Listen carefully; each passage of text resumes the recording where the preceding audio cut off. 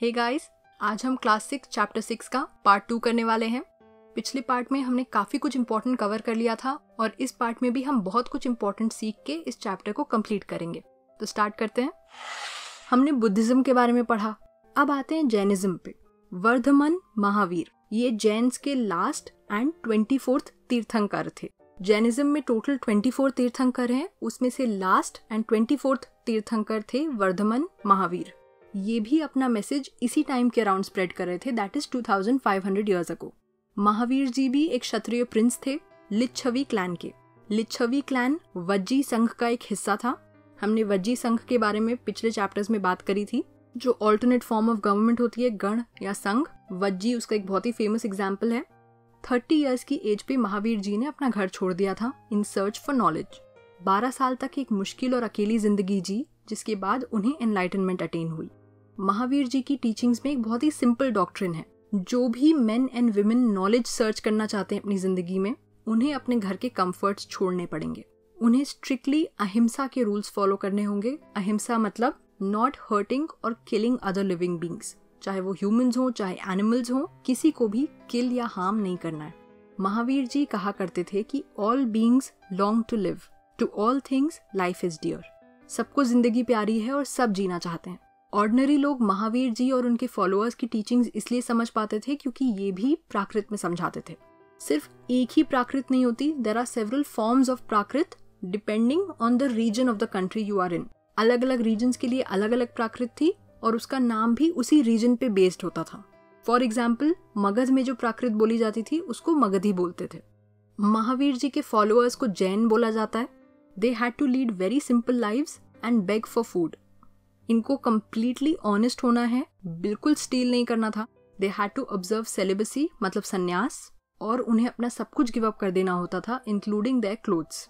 जो वर्ड जैन है, this comes from the word Jina, जिसका मतलब होता है कॉन्करर। कॉन्करर कौन होता है? जो जीत हासिल करता है। जैनिज्म जो रिलीजन था, that was supported mostly bye traders. Farmers को अपने क्रॉप्स को प्रोटेक्ट करने के लिए इंसेक्ट्स को मारना पड़ता था, इसलिए इनको जैनिज्म के रूल्स फॉलो करना मुश्किल होता था, बिकॉज जैनिज्म सपोर्ट्स अहिंसा।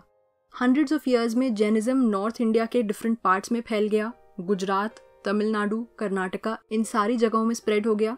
कई सेंचुरीज तक, सेंचुरी मतलब 100 ईयर्स, तो कई सेंचुरीज तक महावीर जी की टीचिंग्स को ओरली ट्रांसमिट किया जाता था, एक पर्सन से दूसरे पर्सन तक। फिर आज से 1500 ईयर्स पहले इनको लिखा गया। ये जो ओरिजिनल फॉर्म में लिखे गए थे, ये आज भी अवेलेबल है। वल्लभी एक जगह है गुजरात में, वहां पे। महावीर जी और गौतम बुद्ध जी दोनों को ऐसा लगता था कि any person who left their home in search for knowledge, उसी को ट्रू नॉलेज मिल सकती है। तो ऐसे लोगों के लिए इन्होंने संघ अरेंज किया था। यहाँ पे संघ का मतलब है an association of those who left their home. जिन्होंने अपना घर छोड़ दिया नॉलेज की सर्च में, उनकी एसोसिएशन को संघ बोला जाता था। बुद्धिस्ट संघ के जितने भी रूल्स हैं, ये एक बुक में लिखे गए थे जिसका नाम था विनय पिटका। संघ में मेन और विमेन दोनों के लिए अलग ब्रांचेस थी। सारे ही मेन संघ ज्वाइन कर सकते थे, लेकिन कुछ लोग थे जिनको संघ ज्वाइन करने से पहले किसी और की परमिशन लेनी होती थी। जैसे बच्चों को पेरेंट्स की परमिशन लेनी है, स्लेव्स को अपने मास्टर्स की, किंग के जो एम्प्लॉइज थे उनको किंग से परमिशन लेनी थी, डेटर्स को क्रेडिटर्स से, मतलब अगर आपने किसी से पैसे उधार लिए हैं तो पहले उससे पूछना पड़ेगा, उसके बाद ही आप संघ ज्वाइन कर सकते हैं, और विमेन को अपने हस्बैंड से। संघ में लाइफ कैसी थी? Main and women who joined the संघ लेड वेरी सिंपल लाइव्स। वो मैक्सिमम टाइम तक मेडिटेट करते थे। फिक्स्ड आवर्स थे जिसमें वो सिटीज और विलेजेस में जाके फूड के लिए बेग करते थे। इनको भिक्कूज और भिक्कुनीज के नाम से जाना जाता है। Bhikkhu is the Prakrit word for renounced beggar.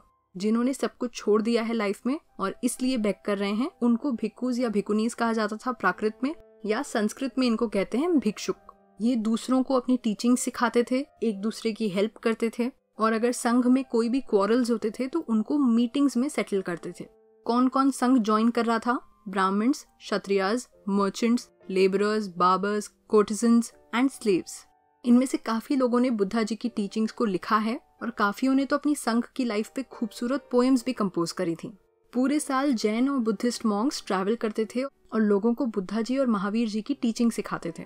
The only time they stayed in one place was during the rainy season, क्योंकि उस समय ट्रैवल करना मुश्किल हो जाता है, इसलिए वो एक ही जगह पे रुकते थे। कहाँ पे? वो टेम्पररी शेल्टर्स बना लेते थे, या तो गार्डन्स में या जो नेचुरल केव्स होती हैं हिली एरियाज में, उनमें रहते थे। फॉर एग्जाम्पल कार्ले एक जगह है प्रेजेंट डे महाराष्ट्र में, जहाँ पे हमें केव्स मिली हैं जो साइट थी जहाँ पे उस समय मॉन्क्स एंड नन्स शेल्टर लिया करते थे। जैसे जैसे टाइम बीतता गया उनको रियलाइज हुआ कि दे नीड परमानेंट शेल्टर्स, ऐसे टेम्पररी शेल्टर से काम नहीं चलेगा, तो इसलिए मोनास्ट्रीज बनवाई गई। इनका नाम था vihara. Monasteries were known as vihara. सबसे पहले विहर जो थे ये वुड से बनाए जाते थे, फिर ब्रिक से बनाने लग गए। काफी बार तो हिल्स में केव्स बना के उसी को विहर बना देते थे। जिन लैंड्स पे विहर बनाए जाते थे, इस लैंड को काफी बार रिच मर्चेंट्स या लैंड ओनर्स या किंग्स डोनेट करते थे विहर को। इन मोनास्ट्रीज में लोकल लोग मॉन्क्स और नन्स के लिए गिफ्ट्स लेके आते थे, मतलब फूड, क्लोथिंग, मेडिसिन, ये सब। उसके बदले में मॉन्क्स एंड नन्स इन लोगों को बुद्धा जी और महावीर जी की टीचिंग्स सिखाते थे। ओवर द सेंचुरीज बुद्धिज्म पूरे सब कॉन्टिनेंट में और उससे भी आगे काफी जगह स्प्रेड हो गया। एक बुद्धिस्ट टेक्स्ट ये कहता है कि जैसे रिवर्स का डिस्टिंक्शन खत्म हो जाता है जब वो ओशन से मिल जाती हैं, ठीक उसी तरह वर्ण, रैंक्स, फैमिलीज, इन सब का डिस्टिंक्शन खत्म हो जाता है जब इंसान एक बुद्धिस्ट मॉन्क बन जाता है। फिर बात करते हैं बहुत ही इंपॉर्टेंट चीज की, द सिस्टम ऑफ आश्रम्स। जब जैनिज्म और बुद्धिज्म स्प्रेड हो रहा था, उसी टाइम के अराउंड आश्रम सिस्टम डेवलप हुआ था। यहाँ आश्रम का मतलब वो नहीं है जहाँ लोग रहते हैं। हियर आश्रम means a stage of life. Life को 4 आश्रम्स में डिवाइड किया गया था, ब्रह्मचार्य, गृहस्थ, वनप्रस्थ एंड संन्यास। ब्राह्मण, क्षत्रिय और वैश्य मेन के अर्ली ईयर्स में उनसे एक्सपेक्ट किया जाता था कि वो सिंपल लाइफ जिएंगे और वेद पढ़ेंगे। इस स्टेज ऑफ लाइफ को कहते हैं ब्रह्मचार्य। समवट लाइक स्टूडेंट लाइफ, जो सिर्फ पढ़ाई और नॉलेज गेन करने को डेडिकेटेड है। फिर सेकंड स्टेज ऑफ लाइफ आती है गृहस्थ, जिसमें इंसान ने नॉलेज गेन कर ली। Now he will marry and become a householder. अब उन्हें एक मैरिड लाइफ की सारी ड्यूटीज निभानी है इस स्टेज ऑफ लाइफ में। उसके बाद स्टेज ऑफ लाइफ आता है वनप्रस्थ, जिसमें they have to live in the forest and meditate. और फिर लास्ट स्टेज ऑफ लाइफ आता है संन्यास, जिसमें they have to finally give up everything and become a sannyasi. Generally women को अलाउड नहीं था वेद पढ़ना, और उनको भी वही आश्रम फॉलो करना होता था जिसमें उनके हस्बैंड्स थे। ये तो हमने पढ़ लिया कि उस समय इंडिया में क्या हो रहा था, लेकिन उसी टाइम के अराउंड ईरान में एक बहुत ही फेमस प्रॉफिट थे जिनका नाम था ज़ोरोएस्टर। उनकी सारी टीचिंग्स एक बुक में कंटेन्ड है जिसका नाम है अवेस्टा। अवेस्टा की जो लैंग्वेज है और उसमें जो प्रैक्टिसेस डिस्क्राइब्ड हैं, ये हमारे इंडियन वेद से बहुत मैच करती है। ज़ोरोएस्टर की बेसिक टीचिंग एक मैगज़िन में हम सम अप कर सकते हैं, good thoughts, good words and good deeds. Zoroaster preach करते थे कि लाइफ में इसको जरूर फॉलो करें। फॉर मोर देन 1000 years, मतलब ऑलमोस्ट 10 centuries से भी ज्यादा, Zoroastrianism was a major religion in Iran. Zoroastrianism Iran का मेजर रिलीजन था। बाद में काफी ज़ोरोएस्ट्रियंस ईरान से माइग्रेट कर गए। माइग्रेशन का मतलब एक जगह को छोड़ के दूसरी जगह जाके सेटल हो जाना। तो काफी ज़ोरोएस्ट्रियंस बाद में ईरान को छोड़ के गुजरात और महाराष्ट्र में आके सेटल हो गए। ज़ोरोएस्ट्रियंस जो थे ये हमारे प्रेजेंट डे पारसीज जो हैं उनके एंसेस्टर्स थे। So it's always interesting to know कि आज से इतने सालों पहले क्या हुआ था और हमारे रूट्स कहाँ लाए करते हैं। इसी के साथ हमने ये चैप्टर कंप्लीट कर लिया है। अगर आपको ये लेक्चर पसंद आया हो तो सब्सक्राइब जरूर करिएगा, वीडियो को लाइक करिए और अपने दोस्तों के साथ शेयर करिए। मैं आपसे नेक्स्ट टाइम मिलूंगी नेक्स्ट चैप्टर के साथ। तब तक के लिए stay safe and study well. Bye bye.